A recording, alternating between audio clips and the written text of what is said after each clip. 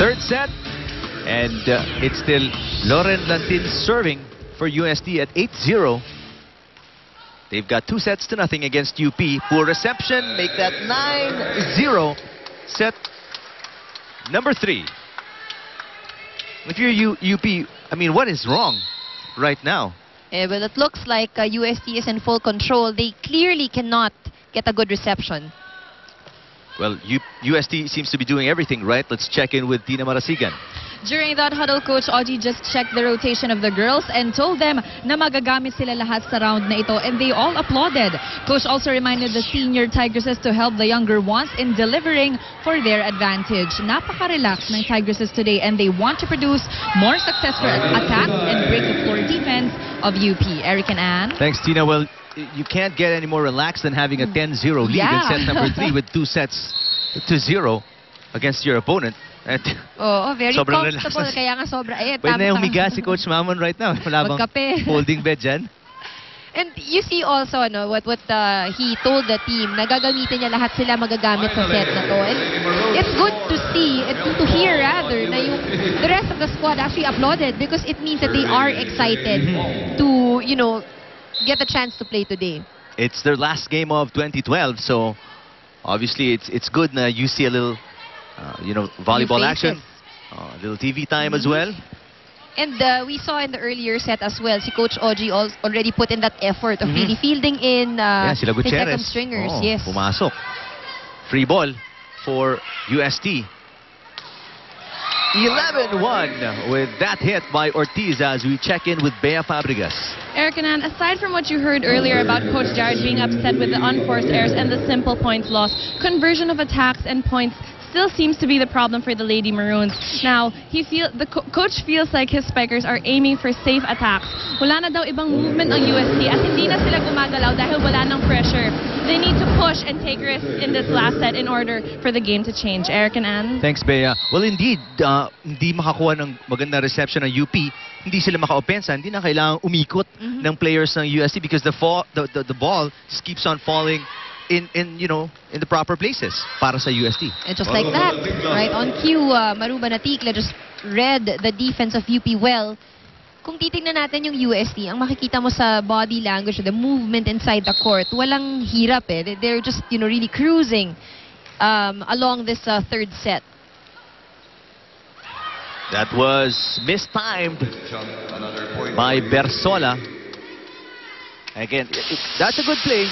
You like that attempt, pero this play clearly shows yung inexperience pa, how young this team is and how little they've played together that they can't really get that chemistry going on. And again, nandyan na rin yung pressure. At this point in the game, you're down 2 sets, you're up against a team like UST. This is the time when you feel the pressure. Free Easy ball. over, para sa UP. Ito si Lantin. Oh.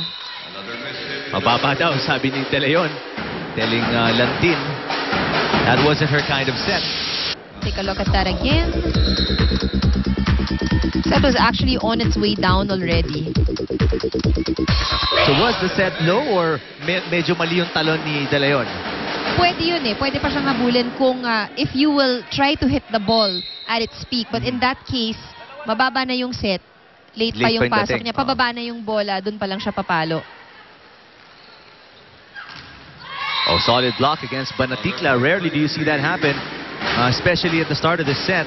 Bersola was very active defensively in set number 1, pero that seemed to diminish as the sets moved along. Pero itong UP coming alive in the middle of set number 3 here. Oh, Tunay with another long attack. And a series of serves here by Abad, putting some points on the board para sa UP. And Coach Ogie Mamon completing the substitution here as Cabanos will check in and Gutierrez. So ito na yung second stringers niya, pinasok niya na.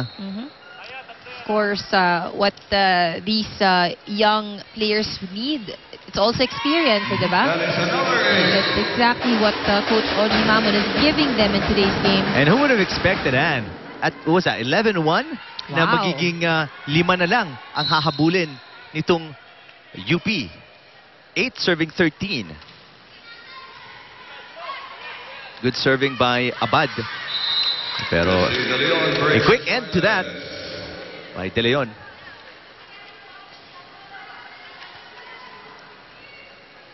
Now serving Alexin Cabanos.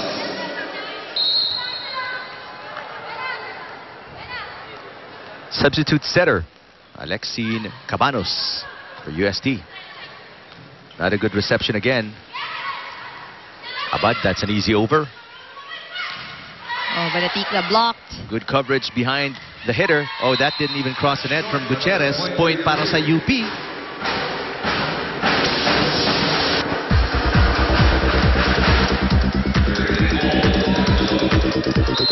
Hit the tape of the net.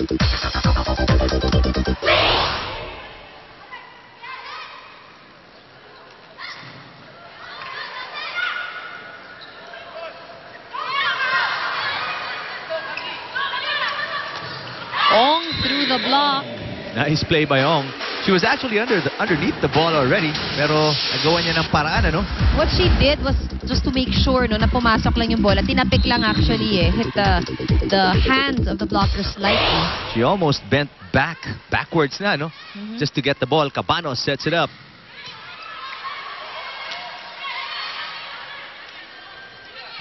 Here's Ong again. Banatikla.